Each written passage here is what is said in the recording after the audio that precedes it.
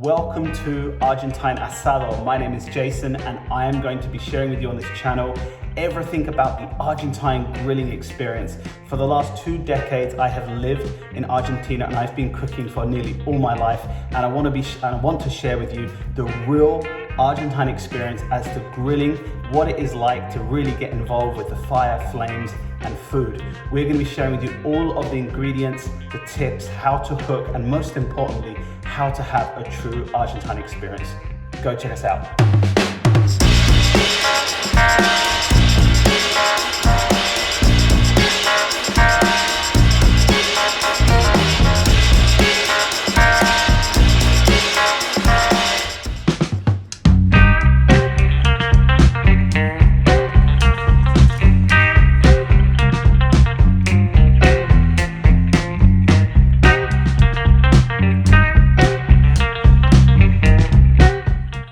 Okay everyone, so I am going to be cooking a brisket, and this is an Argentine, very famous Argentine cut. It's also known as a Vacio in Argentina. The brisket is very characteristic because it is, one side you've got this thick leathery skin. As you can see, it's very important that you differentiate that when you're preparing the meat for the barbecue. And on the other side you have more of this fatty tissue and also with a thick skin, but always differentiate. This is the fatty side and this is the skin side. This is very important because when we come to put the brisket on the barbecue, when we have the grill ready, you'll notice that we always put the brisket with the thick skin down, and that is going to help us keep the brisket in perfect condition throughout the cooking process. So this is the thicker skin. As you can see, it's a bit fatty, but you've got this thick skin. It's like a leather, basically. That is gonna go down on the grills, and this thinner skin is gonna be on the top. So always have that differentiator. You'll generally see there's always this little vein of, like, it's not vein, but you'll see this channel of fat that runs through the middle. That's a good way to always differentiate. So this side is gonna be up, and this side is gonna be down on the grill. So we're gonna salt the beef now. We're gonna salt the brisket. We're gonna put in some garlic. We're gonna give it some butter, which is very important. I'm gonna talk about that in a minute. We're gonna give some pepper. And of course, we are about to light the fire. So when you're lighting the fire, this is a very typical Argentinian way of lighting the fire. But basically you wanna have some kindling on the outside, some decent like dry wood, and then obviously some paper or something to catch it alight.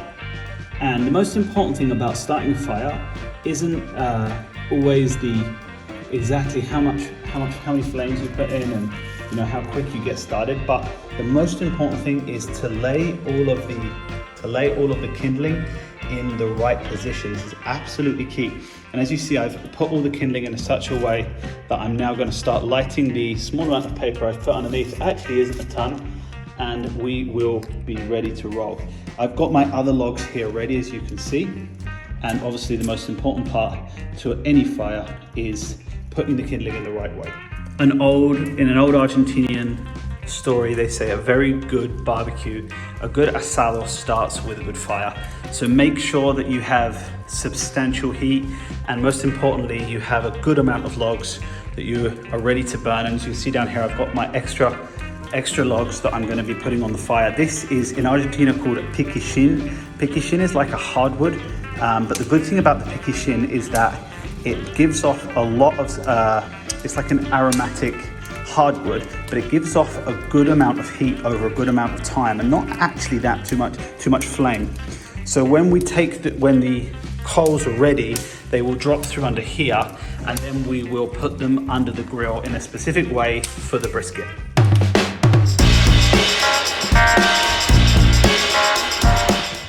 Okay, now that the kindling has caught fire, you can see it's fully combusted. We've got a good amount of oxygen coming through the chimney. It's going to help the fire. We're going to go ahead and put logs on the fire, and that is going to help. Obviously, the kindling is already pretty burnt. It's going to help get the logs going. This is a very hard wood, as you can see. This is the wood that we use. This is called piquillín. I don't know if you can get this overseas, but it's a hard wood and it gives a good amount of a good amount of heat over time, so it's a great wood to cook with. So here goes.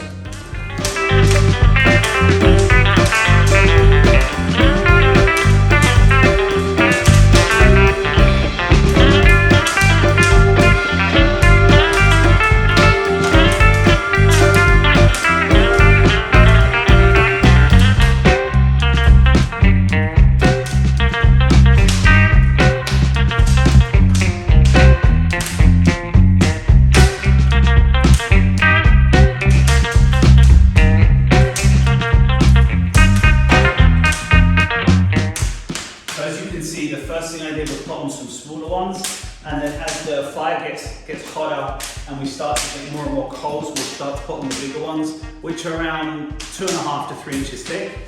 And then towards the end, we'll have these ones which are like maybe 4 to 5 inches. These are some pretty serious trunk. This log will take around an hour to turn into good coals that you can then use under the grill.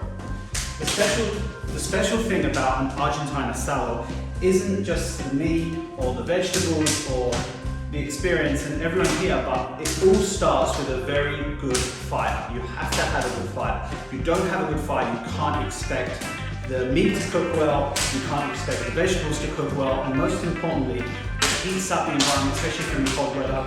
And the heat is also really, really important to make sure that it's consistent cooking over time and it's not peaks and troughs. When meat or vegetables are cooked at consistent heat, it's obviously a lot more likely that they're going to come out succulent, full of taste, and really, really great food for us to enjoy. So now that we've got the fire ready, we are going to start preparing this beautiful brisket. As you can see, we have this thicker skin here on this side, we have this thinner skin on this side, and as I pointed out before, this side is going to go down on the grills first, and then we'll turn it around right at the end to the thinner side. The first thing I'm going to do before doing anything, so I have this really nice knife that is a barbecue knife. I'm going to get a little bit of butter, and I'm going to start trying to break this butter into the skin all around the brisket, and I'll explain in a minute why I do this. So if you start on this side, you can actually start to really pull the butter into the brisket in small sections. Obviously, it's an absolute messy job to do, but the most important thing is that this helps actually conserve the juices within the meat once you're grilling it. It's obviously very messy, and probably the best thing to do would actually be to heat up the butter slightly. So it's a little bit more liquid and will allow you to obviously put the butter on easily. So I put it on as much as I can. I stretch it around this side, stretch it around this side, and then I turn it over. Okay, so I've put a little bit of butter on the brisket, or the Vacio. So in an Argentine Asado, often when you are cooking a piece of meat that is really important that it remains juicy through the whole process, and you don't want it to dry out, I've actually put a little bit of butter on both sides. This is a trick that I picked up a couple of years ago, and it's always helped me conserve the juices in the meat. Now the next thing that I do is, as you can see here, I have some garlic, fresh garlic. And what I'm going to do is I'm actually going to cut some holes in the meat, deep holes, and then I'm going to put the garlic within the meat.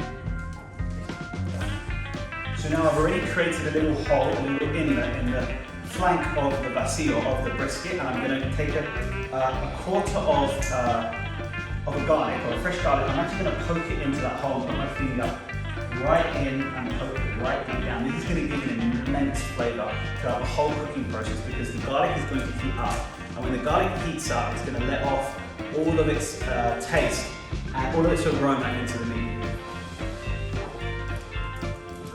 Now that we've put the garlic in the brisket, in the Vacio, we are now going to turn it back over. Be careful that your garlic doesn't fall out, like a little piece is just falling out there. I'm going to have to find the hole and put it back in. I'm now going to take pepper before the salt, and I'm going to put a small amount of pepper on the meat. Don't go overboard, because this is, obviously pepper is strong, and the difference with an Argentine barbecue and maybe some other places in the world is that very little marinade and extra sauces go onto the meat. The only really important thing is the salt and the pepper and garlic as you would like. So I put some pepper on, and now the last thing I'm going to do is so now I've got this salt. This is like a coarse salt, and you can use Himalaya salt, or you can just use normal salt. This actually has a little bit of different spices in it, but normal salt will be fine. And I'm going to come now and I'm going to actually start to put the salt into the meat before putting it on the grill.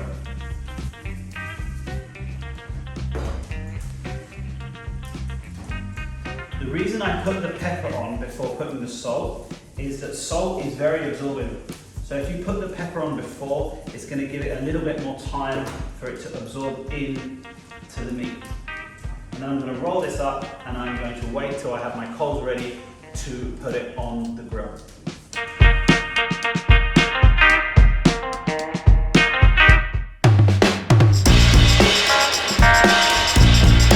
Okay, so now we have, as you can see, the fire is absolutely scorching hot.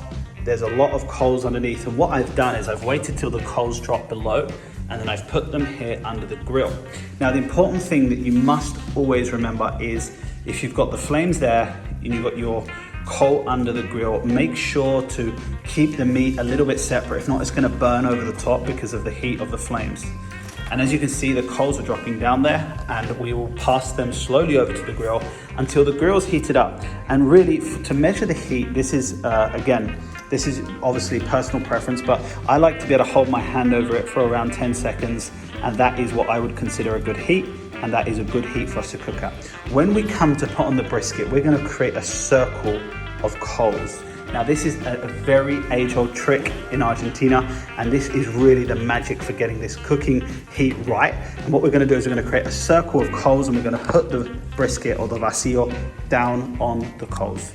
Okay, so here Shamila is preparing a very special, it's like a condiment or like a sauce that we put on top of the meat once the meat is cooked. And what we have here is fresh garlic, we have parsley, and she's fine cut the parsley and on the board. She's cut the parsley, she's put it in there, and now she's got these whole garlics. And what she's going to do, she's going to put it into the grinder, and she's going to start grinding the parsley into the garlic.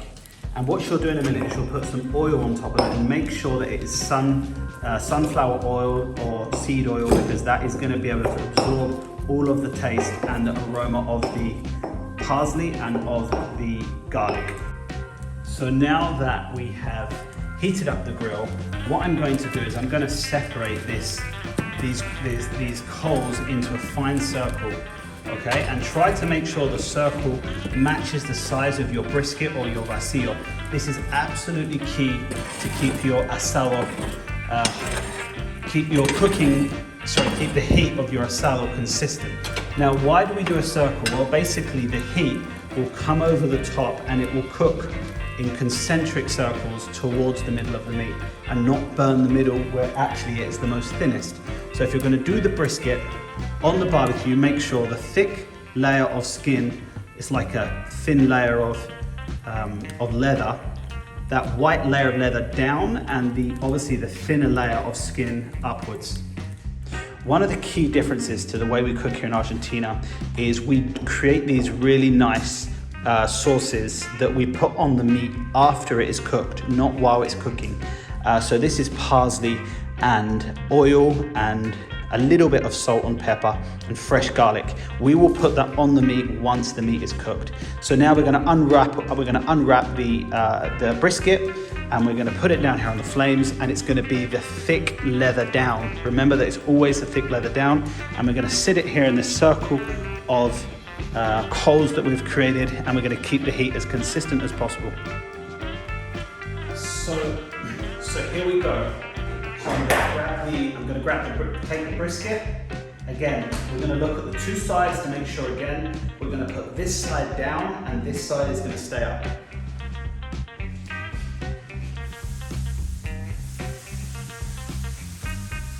can see I've put the brisket now on the circle of coals, and we're going to leave it here to cook very slowly and consistently for around 1 hour and 15 minutes. So what is really important about the brisket and the Vacio, as we say here in Argentina, is that the heat that you put underneath it, the coals are around 15 centimeters away from the meat. Now, those couple of inches are really important. You don't want to go too close until you actually burn the meat, or you don't want to be too far away that it doesn't get enough heat to actually cook it. We're going to leave it on the thick skin down for around 1 hour and 15 minutes. Then we're going to turn it around and we're going to wait for another 1 hour, and then the meat is going to be ready for us to enjoy.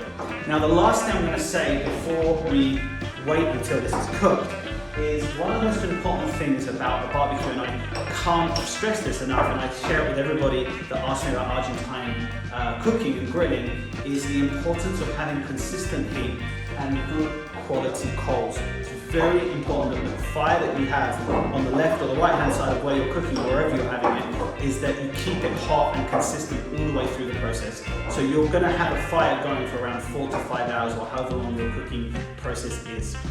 So the reason why we created a circle of coals is because if you look at the brisket in the middle will generally be thinner. So if you've got a lot of heat in the middle and you've not got, obviously it's thicker on the outside, this is going to overcook and this is going to be undercooked. So what helps you with the circle is to keep the consistent heat around the brisket.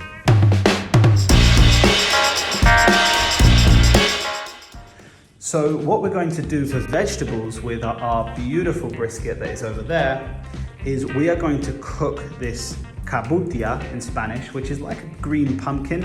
And as you can see, she's taken off the top, like the little lid, and she's taking out all the pips and what's inside. And what we're going to do is we're going to cook it upside down initially. And then it's going to be, obviously the top is going to be down, and we're going to cook that on the inside. Then we're going to turn it around and we're going to fill that with cheese and with onion and red pepper and a few other spices, and that is going to stay cooking for about 1.5 hours on the barbecue. Okay, now we have finished our Kabocha, which is like a pumpkin. So you can see you've got the top lid here, and we've taken out all the pips on the inside, and we are going to now put this down like that over the grills, and we're going to cook it for around 1 hour and 15, so very similar to the brisket. And then we're going to turn it back over and we're going to fill it with cheese and different vegetables. So here we've got our Kabocha, or our pumpkin, and we're going to put this now down like that over the grill. As you can see, my coals have fallen down underneath the fire on the left. I've put up this steel plate that actually my barbecue comes with this, but you can put something here to stop obviously your logs that are burning falling onto your food.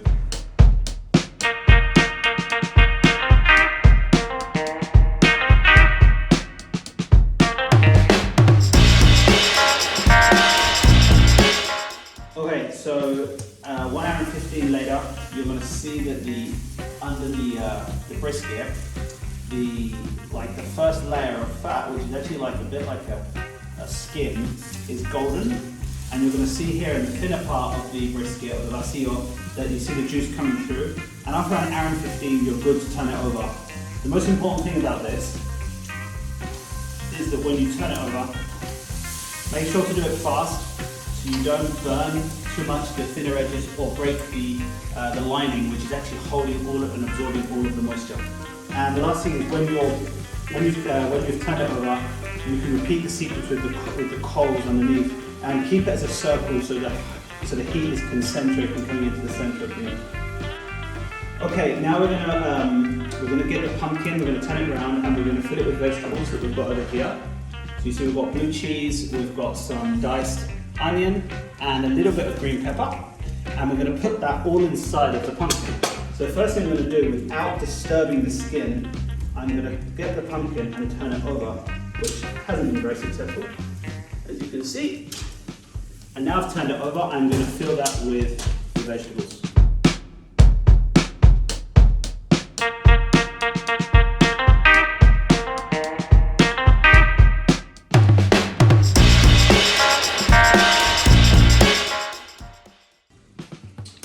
Okay, so we are an hour and a half now on the thinner side. As we spoke about at the beginning, we started on this side, which is obviously a bit thicker, and then we turn it over after an hour and a half and we went to the thinner side.